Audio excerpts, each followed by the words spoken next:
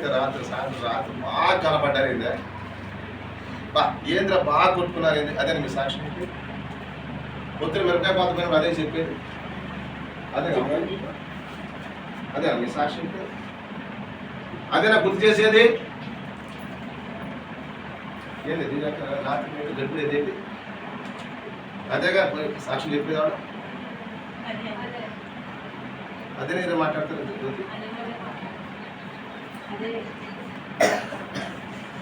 అంతేనా ఆటో ఇప్పుడు దిగిన తర్వాత ఏంది రాత్రి చట్టి పోయిపోతే ఇంట్లో వేళలు ఎగుతులేందా అదే చెప్పే సాక్ష్యం అంతేనా చెప్పేది అంతేనా అడిగేది అదే మీ సాక్ష్యం అదేనా దాగి దేవుడు అది అలా మనమని చెప్పాడా ఈ సాక్ష్యం ఏం చెప్తున్నాను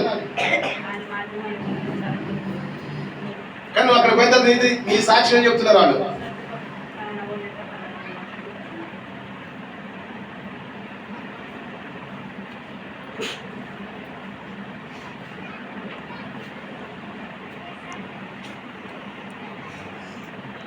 సాక్ష్యము ఎవరిని భయపరచాలి మన సాక్ష్యాన్ని పెట్టడా అన్ని ప్రజలు దేవుడి దగ్గరికి ఎంతమంది వచ్చారు ఇప్పుడు 10 మంది అనుకోండి ఎంతమంది అవుతారు అప్పుడు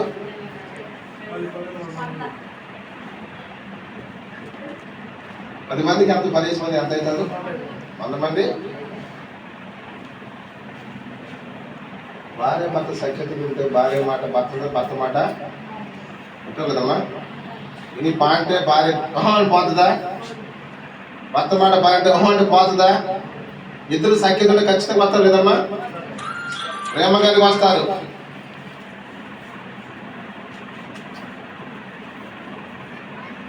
మొదటిగా మన సాక్ష్యము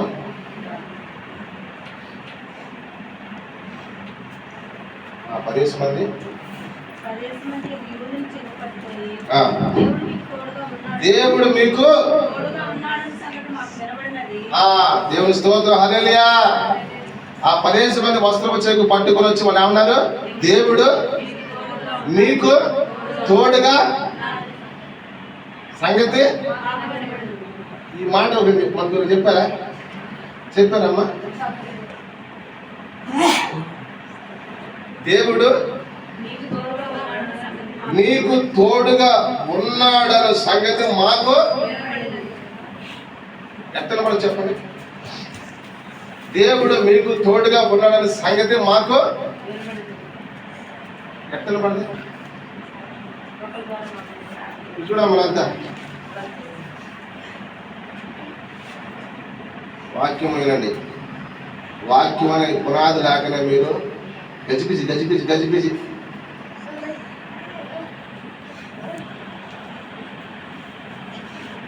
దేవుడు మీకు తోడుగా ఉన్నాడు అను సంగతి మాకు ఎత్తనబడదు మీకు ఎత్తనబడదమ్మా ఎక్కడమ్మాక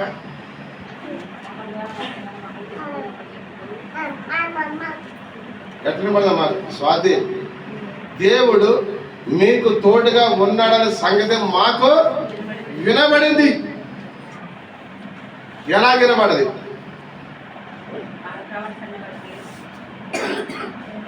ఇప్పుడు రామకృష్ణ వచ్చిండు మనకు ఎందుకు వచ్చింది చర్చగా దేవుడు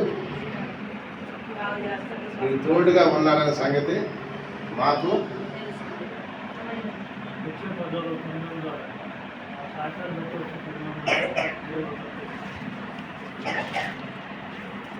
వినబడదంటే ఈ కుటుంబం తీసుకున్నాం కుటుంబంలో అందరూ ఎలా ఉన్నారు అన్ని విషయంలో తీసుకుని లోబడి దేవుడు ఏది చెప్పాడో చేస్తూ ఉన్నారు కాబట్టి దేవుడు వారితో ఉన్నాడనే సంగతి మాకు పలానా కుటుంబరా వాళ్ళు తీసుకోబోని నమ్ముకున్నారు వాళ్ళుగా మనుషులంటే వారితో దేవుడు ఉన్నారు కాబట్టి శాంతి సమాధానం నెమ్మది కలిగి ఉన్నారు వారు దేవుడు ఉన్నారు దేవుడు ఉన్నాడనే సంగతి మేము విన్నాము కాబట్టి మీ దేవుడైన యెహోవా దగ్గరికి మేము రావడానికి ఇష్టపడుతున్నాం అంతే కదండి. సాక్షి ఎవరు నుంచి రావాలి దేవునికి మహిమపరచాలంటే? మన నుంచే దేవునికి వస్తుందా?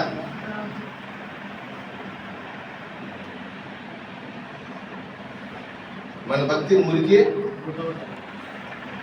కూడా ఎంత వచ్చినా బాధ మురికి ఉంటుంది అంతేగామా. ఇన్ని వాక్యాలు చెప్తాయి కాదు, ముందు మేము మారితేనేగా. ఎప్పుడు మారేది మనం.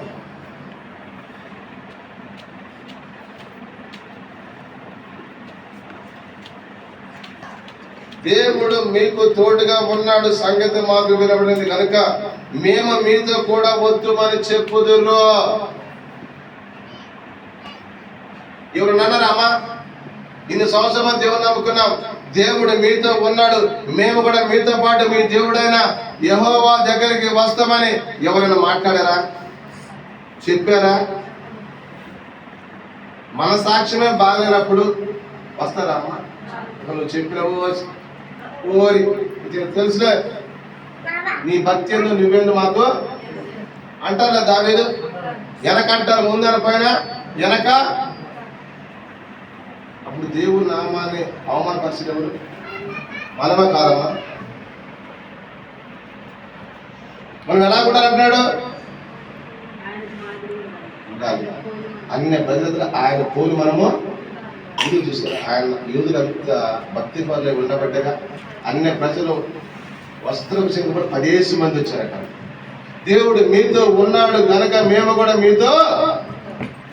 మన ఊళ్ళో కూడా అన్నారన్న మన గురించి, అమ్మ మీరు రోజు చర్చికి పోతారు, అబ్బా మీ భక్తి మామూలు భక్తి కాదు, దేవుడు మీతో ఉన్నాడమ్మా అని ఎవరైనా ఒక మాట ఒక సాక్ష్యం పలికారని మన దేవుడి గురించి.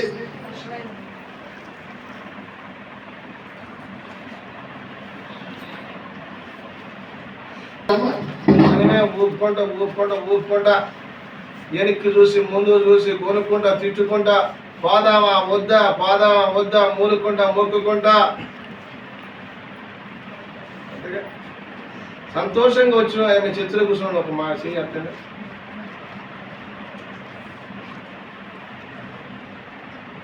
మన చూసి ఒక్కడన్నా ఒక్క మనిషిన మారినా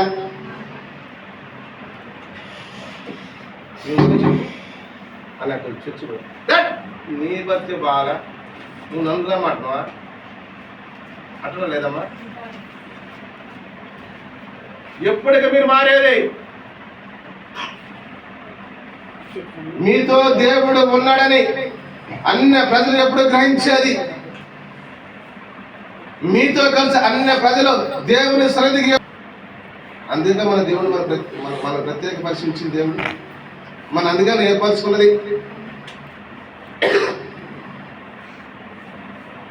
చూసి అంత గొప్ప మాట చెప్పినారు. మేము కూడా దేవుని సన్నిధికి మీతో పాటు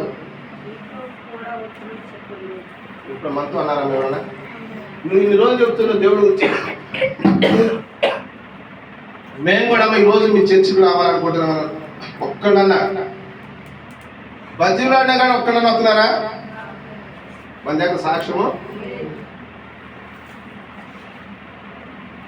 మన దగ్గర సాక్ష్యం ఉంటే ఆటోమేటిక్గా వాళ్ళు ఉన్న సమస్యను బట్టి ఇబ్బందులు బట్టి వాళ్ళే మన వెనకబడి. దేవుని స్తోత్రం, హల్లెలూయా. అటువంటి సాక్ష్యం లేదు కాబట్టి ప్రజలు ఎవరు కూడా దేవుని దగ్గరికి. సరే, మొదటి దశలోని పత్రిక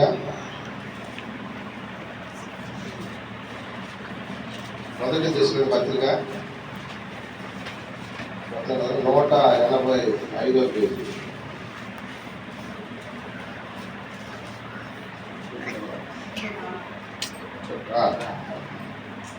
రెండవ అధ్యాయం. ఒక నిమిషం.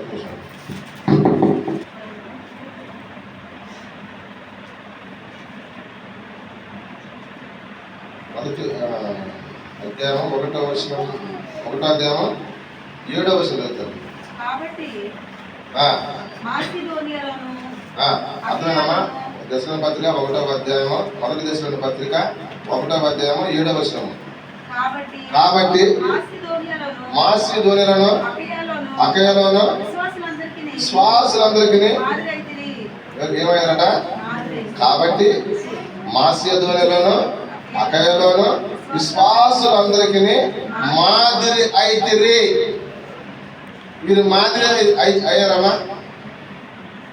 మాసిదోనియలోను అకయలోను విశ్వాసులందరికీ మాదిరికరంగా. దేవునికి స్తోత్రం, హల్లెలూయా. మొదటిగా మనం బాప్తిజం తీసుకున్నాం. మన జీవితం వెనక వచ్చిన వాడికి మాదిరికరమైన జీవితం జీవించామా? మీరు ఏదైతే విడిచిపెట్టమని చెప్పి దేవుడు చెప్పిండో విడిచిపెట్టామా? పెడతామని చెప్పి దేవుడి దగ్గర వాగ్దానం చేసి మళ్ళా దేవుని రక్తంలో కడగబడి మళ్ళీ ఏం చేస్తున్నాను? వెనకటి పాపం అంతా మళ్ళీ చూసుకున్నాం లేదండి?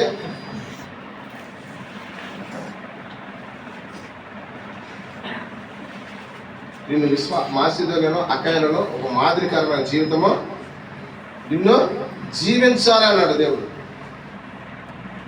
నువ్వు ముందు రక్షణ తీసుకున్నవాడికి రాబోయే వెనక వచ్చేవాడికి నువ్వు మాదిరికరమైన జీవితం జీవించావా? నువ్వు రక్షణ తీసుకుని బాప్తిజం తీసుకుని ఏదైతే వద్దాడో మళ్ళీ అదే చేస్తూ అదే కంటిన్యూ చేస్తూ ముందుకు పోతున్నావు. కాబట్టి నీ వెనక బాప్తిజం తీసుకున్న పరిస్థితి కూడా నిన్ను చూస్తే కూడా అట్లా అయ్యేది. అవునా కదమ్మా? నాకంటే ముందు తీసుకున్నాడు చేయొద్దని చేస్తాడు, ఏమి కాదు మంచిదని చేస్తాడు. అవునా? అది చేయబడి నువ్వు ఎప్పుడైతే ఆపేస్తే నీ వెనక వచ్చినాడు కూడా అది చేయడం పద్ధతి కాదు, మంచిది కానీ వాడు ఆపేస్తాడు. లేదా నేను ఎలా జీవించమన్నాడు దేవుడు? మాదిరికరమైన జీవితము జీవించు. పెద్దవాడు ఎలా నడిస్తే చిన్నవాడు కూడా అలాగే, ముందు నడిచేవాడు ఎలా నడిస్తే వెనకవాడు అలాగా. నువ్వు మాదిరికరమైన జీవితం జీవిస్తున్నావా?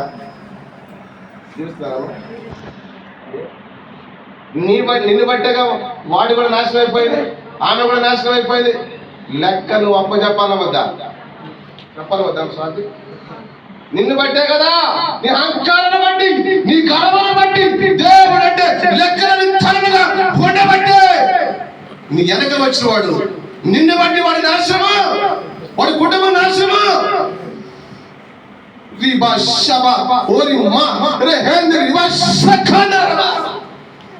నిన్ను బట్టి ఒక ఆత్మ నరకంలోకి వెళ్ళిపోయింది.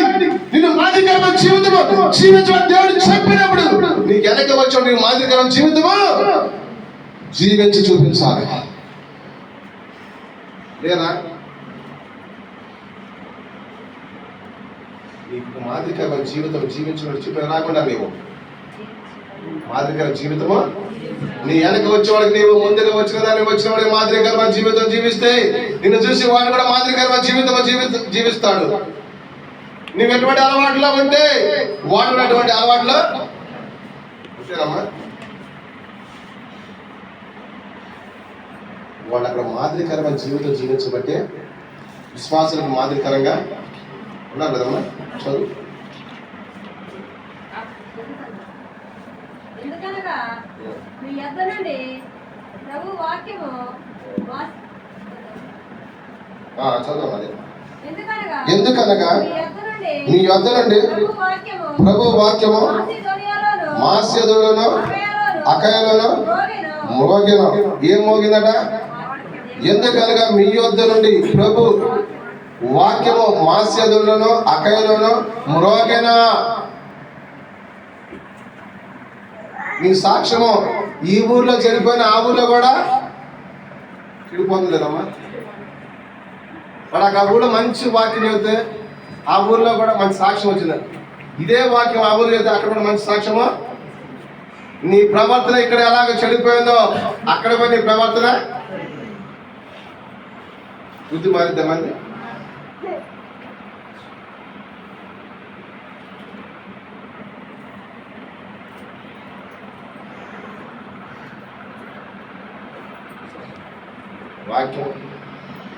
వాక్యం అనగా ప్రభు వాక్యము మాసిదోనియలోను అకయలోను మ్రోగిన. దేవుని గురించి దేవుని సువార్త చెప్పారు లేదమ్మా.